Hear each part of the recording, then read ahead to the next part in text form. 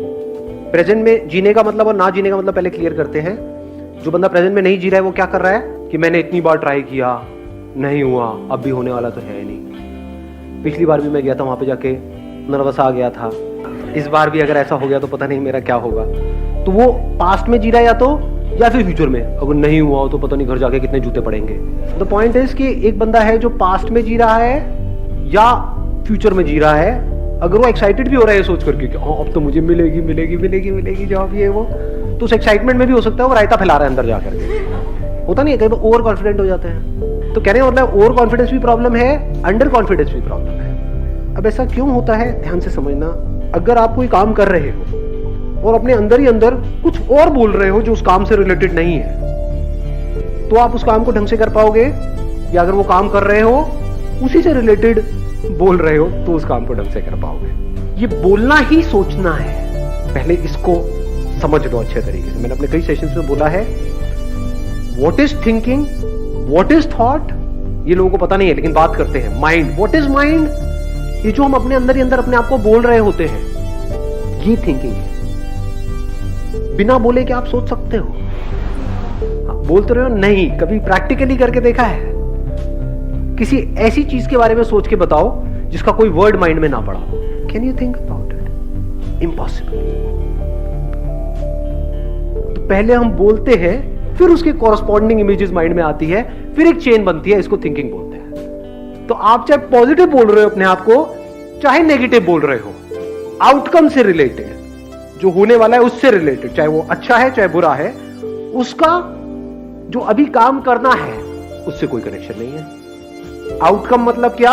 Job मिलनी है नहीं मिलनी है वो तो कुछ दिनों बाद डिसाइड होगा, बाद में डिसाइड होगा, कहीं और डिसाइड होगा, आपका कोई कंट्रोल है ही नहीं उसके ऊपर। आपका काम क्या है? अगर आप सिर्फ जॉब इंटरव्यू के बारे में ही उस टाइम बोल रहे हो, ये भी नहीं कि हम बोंदुओं की तरह बैठे कुछ भी नहीं बोल रहे हैं या कुछ भी नहीं सोच रहे हैं। If you are thinking about the job interview, कि जैसे कोई बंदा अंदर गया, उससे जाकर के पूछा कि भाई किस तरह के क्वेश्चन आ रहे हैं, क्या पूछ रहे हैं, there is a strong possibility कि एक ही तरह का पैटर्न चल रहा होता है।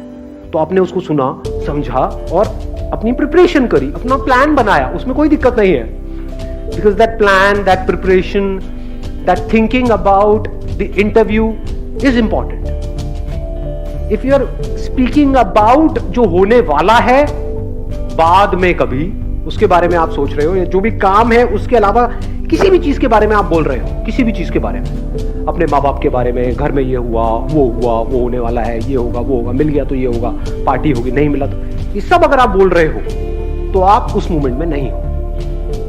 बट अगर आप बोल रहे हो उसी से रिलेटेड जो आप काम कर रहे हो, जैसे अगर खेल रहे हो फील्ड में, तो अगर उस खेल से रिलेटेड आप बोल रहे हो अपने आप को, कि बंदा सामने से आ रहा है, मान लो फुटबॉल खेल रहे हो, कि ये आएगा, आकर के मुझे टांग मारने वाला है, मैं गिरने वाला हूं, क्यों ना मैं ऐसा करूं, यहीं पे रुक जाऊं, इसको लगेगा मैं निकलने वाला, ये करके मैं यहां से निकल जाऊं। ये सब हो रहा है, यही थिंकिंग है।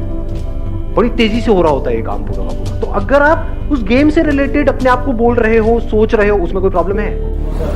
कोई प्रॉब्लम नहीं। That means you are there in the present moment. But अगर उस टाइम पे देखना ये है कि सामने वाला ओपोनेंट कैसा है, उसकी स्ट्रेंथ क्या है, उसकी वीकनेसेस क्या है, मैं कहां से जाऊं, कैसे जाऊं, ये सोचने की बजाय अगर आप सोच रहे हो, आपकी नजर पड़ी वहां पे ट्रॉफी पे और उसके बारे में सोच रहे हो, इमेजिन कर रहे हो कि वो ट्रॉफी मेरे हाथ में होगी और फिर पूरी कंट्री सेलिब्रेट करेगी, ये होगा, वो होगा, I will create history, then आप फ्यूचर में हो, आप उस मोमेंट में हो ही नहीं। अब आप हार जाओगे।